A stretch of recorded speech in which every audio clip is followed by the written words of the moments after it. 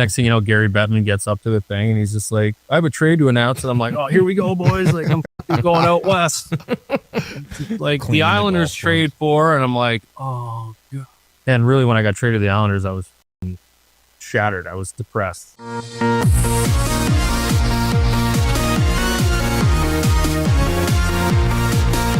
Welcome back to TNA. I'm missing something. What could it be? I've got all the jerseys, all the jerseys. Yes, a sweater relating to the topic at hand. My question here is, did Cal really reveal something that is truly dark for New York Islander fans? Cal Clutterbuck recently joined Spittin Chiclets on their podcast. Now, the full context of this interview is super important, but you still can't take away the underlining, I'm going to the Islanders. I'm going to the Islanders. Now, is that a league-wide joke? When did it start? Did it start in the Zygmunt Palvy era? Did it start with Ryan Smith, Thomas Vanek? When did it truly begin?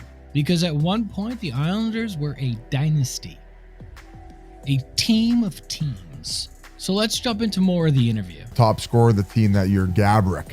So that, like, playing with him in his prime, like the way he would skate, like that must have been just fucking sick. It was cool, man. Like, that's a great place to play.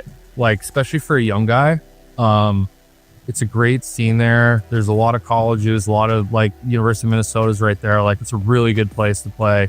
They love the team. The place is packed all the time. We were coming off of, like, very successful years, like the tail end of, I got in there at the tail end of, like, the Rolston, Chairmark, Bouchard, Gaborik, Dimitri years, like, where they were, they would win 35 home games out of 42. It was just, like, automatic playoff berth. And they can never really get over the hump, but they have really good teams. And the people there were so genuinely nice. And, like, I had a lot of opportunities there, and I loved it there. I was really sad leaving there.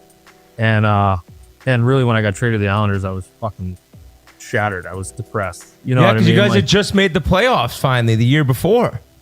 Yeah, in a shortened year, and they won like 12 games in a row to like make it. But I was like, you know what I mean? You go in there as a visitor, especially from the Western Conference, and you go right to the Marriott from Farmingdale, and then you walk through the gauntlet of fans to the Coliseum, and then you play in the Coliseum as a visitor, and you're just like, God, this place is just terrible. Get me out of here. And I got dealt there, and I was like, I'll never forget. I was in my basement at my old place in Brookhaven, and I was just like, I thought I was getting traded to like San Jose or California. So I'm on online looking at houses in Cali, and next thing you know, Gary Bettman gets up to the thing and he's just like, I have a trade to announce. And I'm like, oh, here we go, boys. Like, I'm fucking going out west. Like, the Islanders trade for, and I'm like, oh, God. No. Right to the fridge. Just, I had a boot, like Molson Canadian was giving out like glass boots at the time. I had a boot. I filled it up in the tap, and I just like took 3 of them down right away. I was just like, God. I fucking earned this one, didn't I? I'm like, this is the world getting me. But this just turned out to be the greatest place for me. Before we dissect this any further, he does say this ended up being the best thing for me. I do feel like there's a giant line, however, between this is the best thing for me and, oh, let me fill up 3 giant boots of alcohol. So he drinks himself to sleep because he's going to the New York Islanders. How many other players have felt like that? How much talking between these professional athletes goes on behind closed doors in relation to, oh, the Islanders are the bottom of the barrel? This mentality, how long has it been passing around the locker rooms like some kind of disease from Space Jam? Then you possibly have an answer to that question every July. Why aren't the Islanders signing any big names? But to say that the world is getting me for going to the New York Islanders, I deserve this? I found it pretty incredible, especially since he works for MSG and does the commentary along with Shannon Hogan.